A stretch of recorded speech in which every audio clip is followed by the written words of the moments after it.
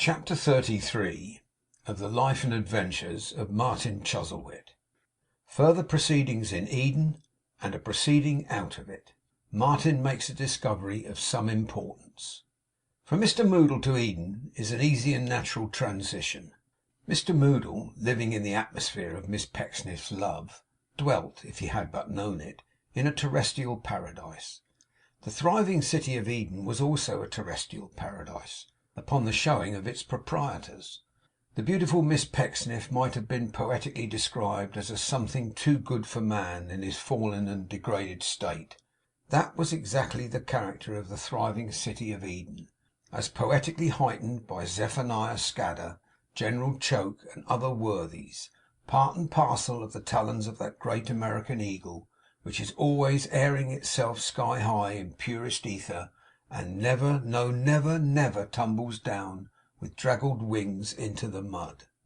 When Mark Tapley, leaving Martin in the architectural and surveying offices, had effectually strengthened and encouraged his own spirits by the contemplation of their joint misfortunes, he proceeded with a new cheerfulness, in search of help, congratulating himself as he went along on the enviable position to which he had at last attained.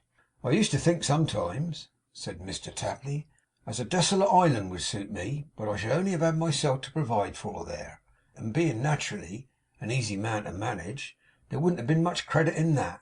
Now here I've got my partner to take care on, and he's something like the sort of man for the purpose. I want a man as is always sliding off his legs when he ought to be on 'em. I want a man as is so low down in the school of life that he's always a making figures of one in his copybook, and can't get no further. I want a man as is his own greatcoat and cloak, and is always a wrapping himself up in himself. And I've got him too," said Mr. Tapley, after a moment's silence. "What happiness!" He paused to look round, uncertain to which of the log houses he should repair. "I don't know which to take," he observed. "That's the truth. They're equally prepossessing outside, and equally commodious, no doubt, within, being fitted up with every convenience that an alligator in a state of nature could possibly require. Let me see. The citizen as turned out last night lives under water, in the right hand dog kennel at the corner.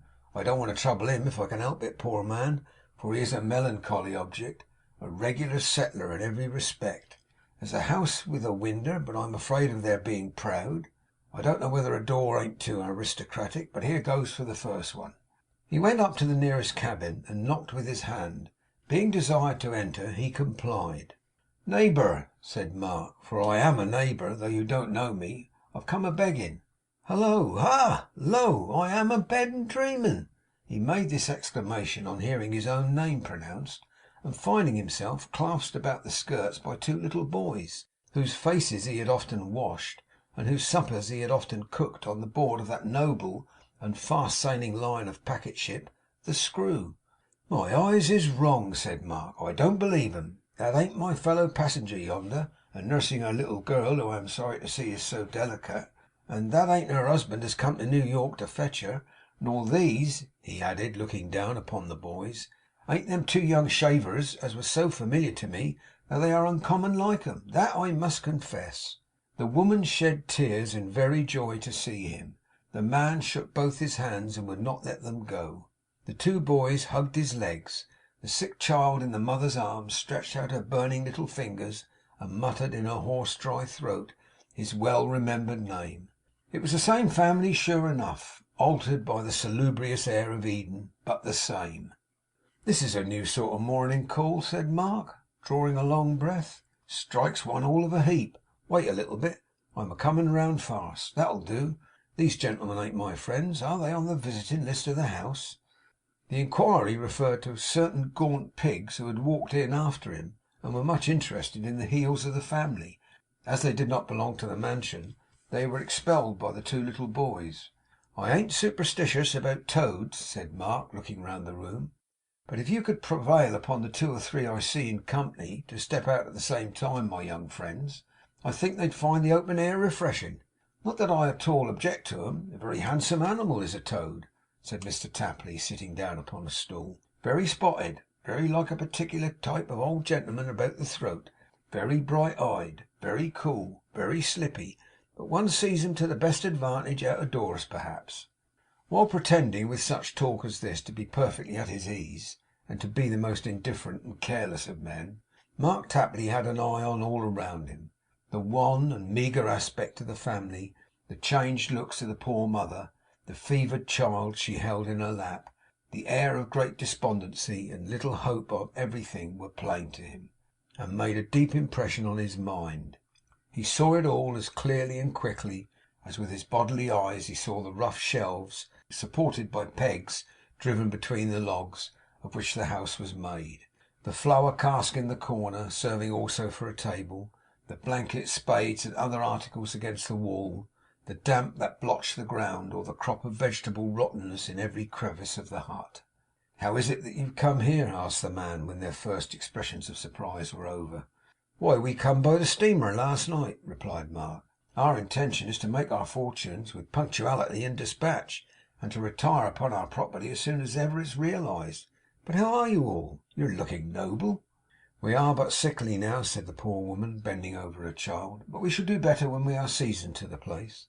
There are some here, thought Mark, whose seasoning will last for ever.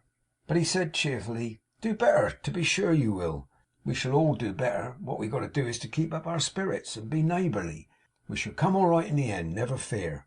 That reminds me, by the bye, that my partner's all wrong just at the present, and I looked in to beg for him. I wish you'd come up and give me your opinion of him, master.' That must have been a very unreasonable request on the part of Mark Tapley, with which, in their gratitude for his kind offices on board the ship, they would not have complied instantly. The man rose to accompany him without a moment's delay. Before they went, Mark took the sick child in his arms and tried to comfort the mother, but the hand of death was on it then, he saw. They found Martin in the house, lying wrapped up in his blanket on the ground. He was to all appearance very ill indeed, and shook and shivered horribly, not as people do from cold, but in a frightful kind of spasm or convulsion that racked his whole body. Mark's friend pronounced his disease an aggravated kind of fever, accompanied with the ague, which was very common in those parts, and which he predicted would be worse tomorrow, and for many more tomorrows. He had had it himself off and on, he said, for a couple of years or so, but he was thankful that while so many he had known had died about him, he had escaped with his life. And with not too much of that, thought Mark, surveying the emaciated form. Eden for ever. They had some medicine in their chest, and this man of sad experience showed Mark how and when to administer it, and how he could best alleviate the sufferings of Martin. His attentions did not stop there, for he was backwards and forwards constantly, and rendered Mark good service in all his brisk attempts to make their situation more endurable. Hope or comfort for the future he could not bestow. The season was a sickly one, the settlement a grave. His child died that night, and Mark, keeping the secret from Martin, helped to bury it beneath a tree the next day. With all his various duties of attendance upon Martin, who became the more exacting in his claims, the worse he grew, Mark worked out of doors early and late, and with the assistance of his friend and the others, laboured to do something with their land. Not that he had the least strength of heart or hope or steady purpose in doing so, beyond the habitual cheerfulness of his disposition, and his amazing power of self-sustainment, for within himself he looked on their condition as beyond all hope, and, in his own words, came out strong in consequence. 'As to coming out as strong as I could wish, sir,' he confided to Martin in a leisure moment, that is to say, one evening, while he was washing the linen of the establishment after a hard day's work, 'that I give up. It's a piece of good fortune as never is to happen to me, I see.' 'You would wish for circumstances stronger than these?' Martin retorted with a groan from underneath his blanket. 'Why, only to see how easy they might have been stronger, sir,' said Mark. 'If it wasn't for the envy of that uncommon fortune of mine, which is always after me and tripping me up, the night we landed here I thought things did look pretty jolly. I won't deny it. I thought they did look pretty jolly.' 'How do they look now?' groaned Martin. 'Ah!' said Mark. 'Ah, to be sure. That's the question. How do they look now? On the very first morning of my going out, what do? Stumble on a family I know, who are constantly assisting all of us in all sorts of ways. From that time to this. That won't do, you know. That ain't what I'd right to expect. If I'd have stumbled upon a serpent and got bit, or stumbled on a first-rate patriot and got bowie knifed, or stumbled on a lot of sympathisers with inverted shirt collars and got made a lion of, I might have distinguished myself and earned some credit. As it is, the great object of my voyage is knocked on the head. So it would be, wherever I went. How do you feel tonight, sir?' 'Worse than ever,' said poor Martin. 'That's something,' returned Mark, 'but not enough. Nothing, being very bad myself and jolly to the last, will ever do me justice.' 'In Heaven's name, don't talk of that,' said Martin, with a thrill of terror. 'What shall I do, Mark, if you were taken ill?' Mr Tapley's spirits appeared to be stimulated by this remark, although it was not a very flattering one. He proceeded with his washing in a brighter mood, and observed that his glass was a rising.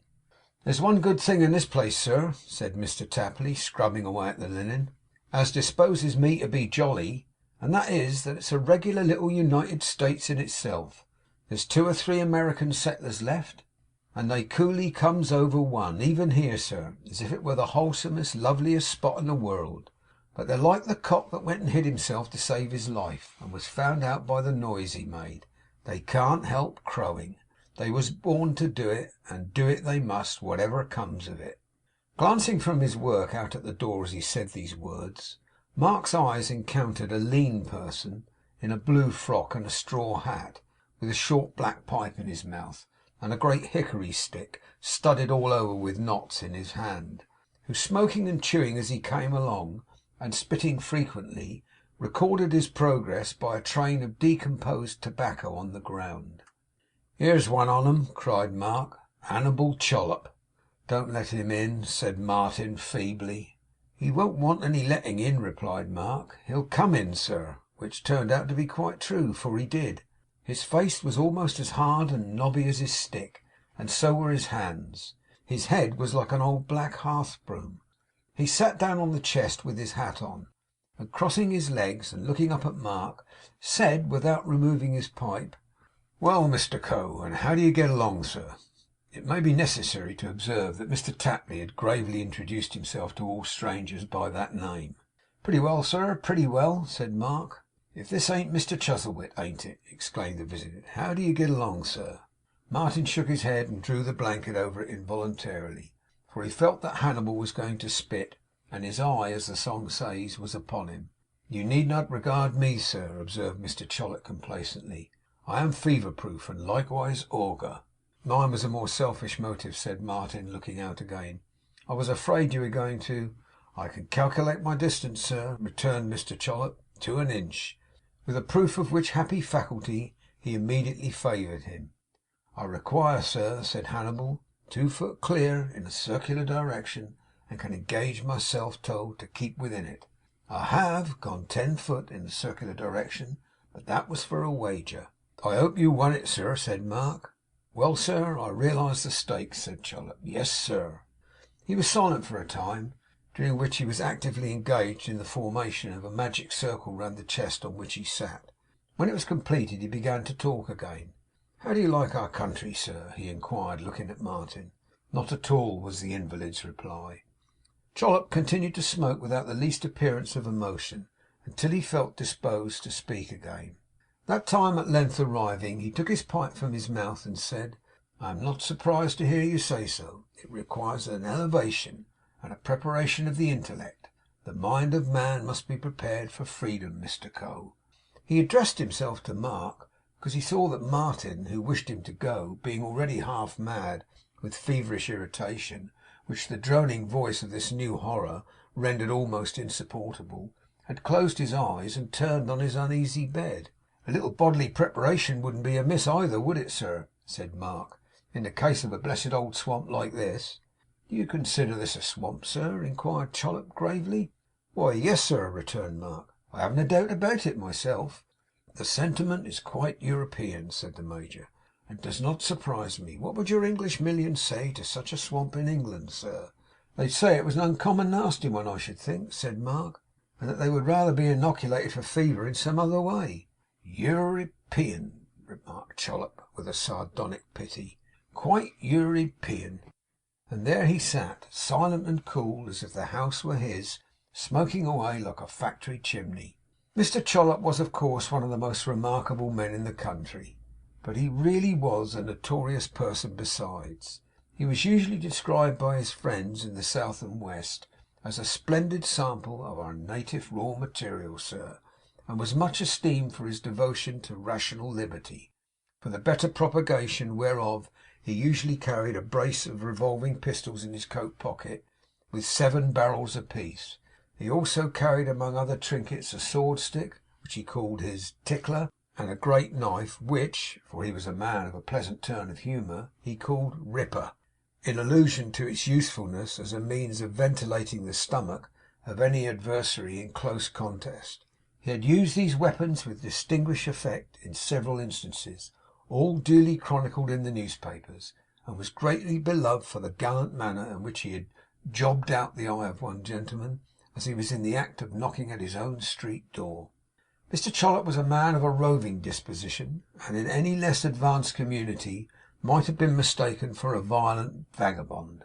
But his fine qualities being perfectly understood and appreciated in those regions where his lot was cast, and where he had many kindred spirits to consort with, he may be regarded as having been born under a fortunate star, which is not always the case with a man so much before the age in which he lives, preferring, with a view to the gratification of his tickling and ripping fancies, to dwell upon the outskirts of society, and in the more remote towns and cities he was in the habit of emigrating from place to place, and establishing in each some business, usually a newspaper, which he presently sold, for the most part closing the bargain by challenging, stabbing, pistoling, or gouging the new editor before he had quite taken possession of the property.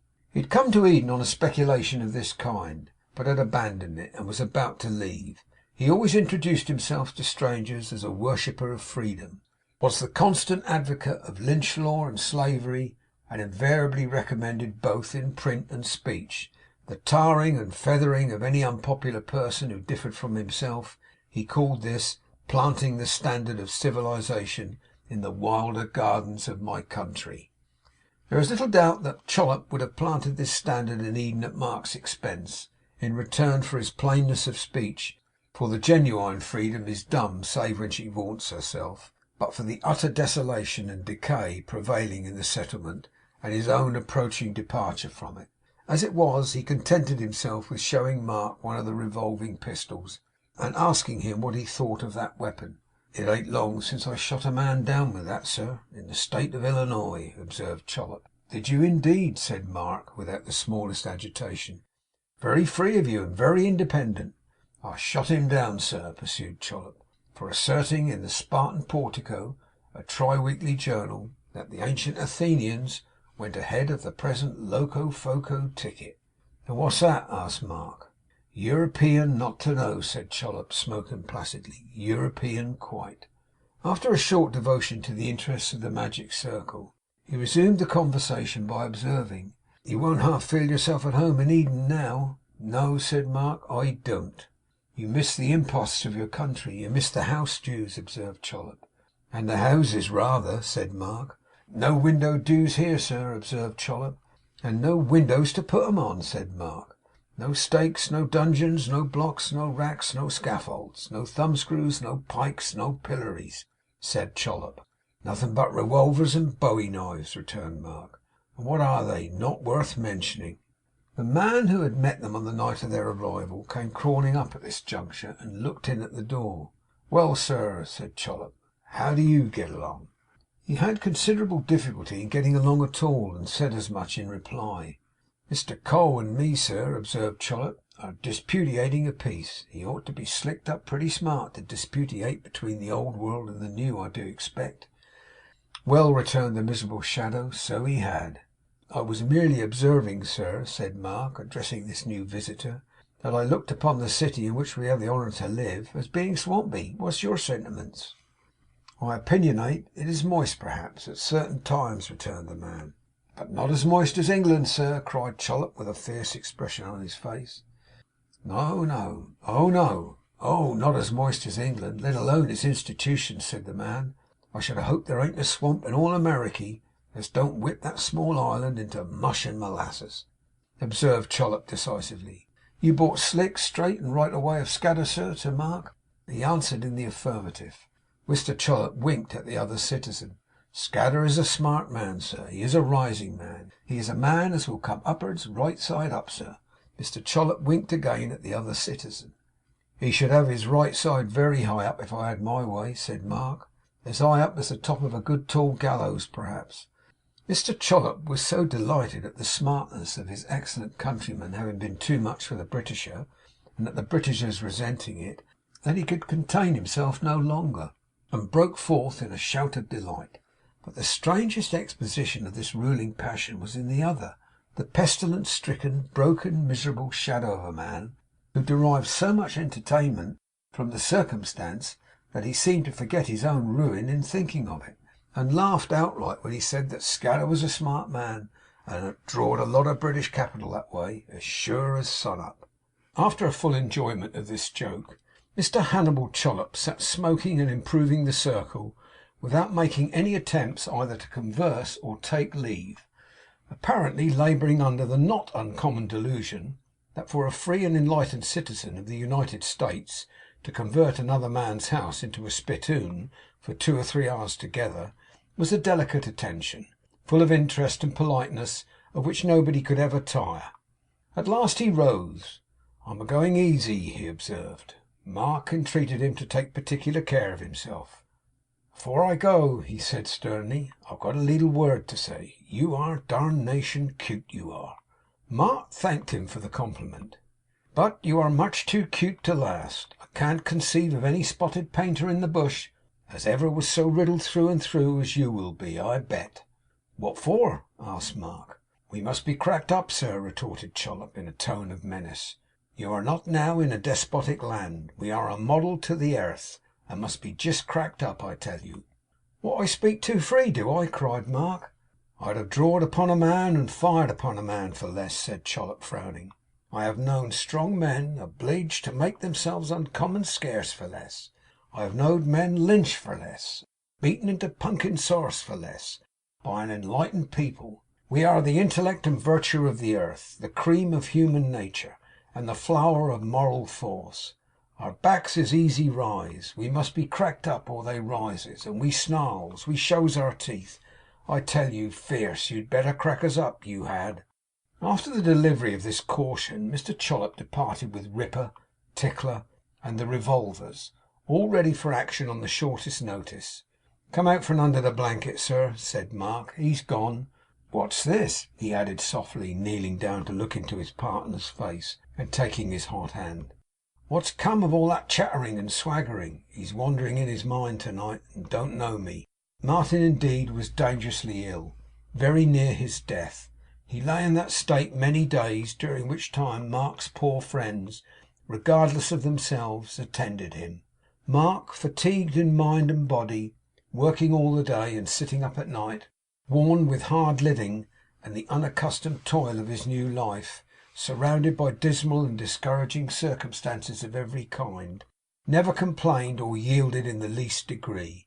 If ever he had thought Martin selfish or considerate, or had deemed him energetic only by fits and starts, and then too passive for their desperate fortunes, he now forgot it all. He remembered nothing but the better qualities of his fellow wanderer, and was devoted to him, heart and hand. Many weeks elapsed before Martin was strong enough to move about with the help of a stick and Mark's arm, and even then his recovery, for want of wholesome air and proper nourishment, was very slow. He was yet in a feeble and weak condition when the misfortune he had so much dreaded fell upon them. Mark was taken ill. Mark fought against it, but the malady fought harder, and his efforts were in vain. "Floored for the present, sir," he said one morning, sinking back upon his bed, "but jolly." Floored indeed, and by a heavy blow, as any one but Martin might have known beforehand. If Mark's friends had been kind to Martin, and they had been very, they were 20 times kinder to Mark. And now it was Martin's turn to work, and sit beside the bed and watch, and listen through the long, long nights to every sound in the gloomy wilderness, and hear poor Mr Tapley, in his wandering fancy, playing skittles in the Dragon, making love remonstrances to Mrs Lupin, getting his sea legs on board the Screw, travelling with old Tom Pinch on English roads, and burning stumps of trees in Eden, all at once. But whenever Martin gave him drink or medicine, or tended him in any way, or came into the house, returning from some drudgery without, the patient Mr Tapley brightened up and cried, "I'm jolly, sir, I'm jolly." Now when Martin began to think of this, and to look at Mark as he lay there, never reproaching him by so much as an expression of regret, never murmuring, always striving to be manful and staunch, he began to think, how was it that this man, who had so few advantages, was so much better than he who had so many, and attendance upon a sick bed, but especially the sick bed of one whom we have been accustomed to see in full activity and vigour, being a great breeder of reflection. He began to ask himself in what they differed. He was assisted in coming to a conclusion on this head by the frequent presence of Mark's friend, their fellow passenger across the ocean, which suggested to him that in regard to having aided her, for example, they had differed very much. Somehow he coupled Tom Pinch with this train of reflection, and thinking that Tom would have been very likely to have struck up the same sort of acquaintance under similar circumstances, began to think in what respects two people so extremely different were like each other, and were unlike him. At first sight there was nothing very distressing in these meditations, but they did undoubtedly distress him for all that. Martin's nature was a frank and generous one, but he had been bred up in his grandfather's house, and it will usually be found that the meaner domestic vices propagate themselves to be their own antagonists. Selfishness does this especially. So do suspicion, cunning, stealth, and covetous propensities. Martin had unconsciously reasoned as a child, my guardian takes so much thought of himself, that unless I do the like by myself, I shall be forgotten. So he had grown selfish. But he had never known it. If any one had taxed him with the vice, he would have indignantly repelled the accusation, and conceived himself unworthily aspersed. He would never have known it, but that being newly risen from a bed of dangerous sickness, to watch by such another couch, he felt how nearly self had dropped into the grave, and what a poor dependent, miserable thing it was. It was natural for him to reflect (he had had months to do it in) upon his own escape and Mark's extremity. This led him to consider which of them could be the better spared, and why. Then the curtain slowly rose a very little way, and self was shown below. He asked himself, besides, when dreading Mark's decease, as all men do and must at such a time, whether he had done his duty by him, and had deserved and made a good response to his fidelity and zeal. No. Short as their companionship had been, he felt in many instances that there was blame against himself, and still inquiring why, the curtain slowly rose a little more. Self dilated on the scene. It was not long before he fixed the knowledge of himself so firmly in his mind that he could thoroughly discern the truth. But in the hideous solitude of that most hideous place, with hope so far removed, ambition quenched, and death beside him rattling at the very door, reflection came as in a plague beleaguered town. And so he felt and knew the failing of his life, and saw distinctly what an ugly spot it was. Eden was a hard school to learn so hard a lesson in, but there were teachers in the swamp and thicket and the pestilential air who had a searching method of their own. He made a solemn resolution that when his strength returned he would not dispute the point or resist the conviction, but would look upon it as an established fact, that selfishness was in his breast and must be rooted out. He was so doubtful, and with justice, of his own character, that he determined not to say one word of vain regret or good resolve to Mark, but steadily to keep his purpose before his own eyes solely. And there was not a jot of pride in this, nothing but humility and steadfastness, the best armour he could wear. So low had Eden brought him down, so high had Eden raised him up. After a long and lingering illness, in certain forlorn stages of which, when too far gone to speak, he had feebly written "Jolly" on a slate. Mark showed some symptoms of returning health. They came and went and flickered for a time, but he began to mend at last decidedly, and after that continued to improve from day to day. As soon as he was well enough to talk without fatigue, Martin consulted him upon a project he had in his mind, and which a few months back he would have carried into execution without troubling anybody's head but his own. Ours is a desperate case, said Martin, plainly. The place is deserted. Its failure must have become known, and selling what we have bought to any one for anything is hopeless, even if it were honest. We left home on a mad enterprise, and have failed. The only hope left us, the only one end for which we now have to try, is to quit this settlement for ever, and get back to England. Anyhow, by any means, only to get back there, Mark. That's all, sir, returned Mr Tapley, with significant stress upon the word only that. Now, upon this side of the water, said Martin, we have but one friend who can help us, and that is Mr Bevan. I thought of him when you was ill, said Mark, but for the time that would be lost. I would even write to my grandfather, Martin went on to say, and implore him for money to free us from this trap into which we were so cruelly decoyed. I shall try Mr Bevan first. He is a very pleasant sort of gentleman, said Mark. I think so. The few goods we brought here, and which we spent our money, would produce something if sold, resumed Martin, and whatever they realise shall be paid him instantly. But they can't be sold here. There's nobody but corpses to buy 'em, said Mr Tapley, shaking his head with a rueful air, and pigs. Shall I tell him so, and only ask him for money enough to enable us to buy the cheapest means to reach New York, or from any port which we may hope to get a passage home, by serving in any capacity, explaining to him at the same time how I am connected, and that I will endeavour to repay him, even through my grandfather, immediately on our arrival in England? Why, to be sure, said Mark.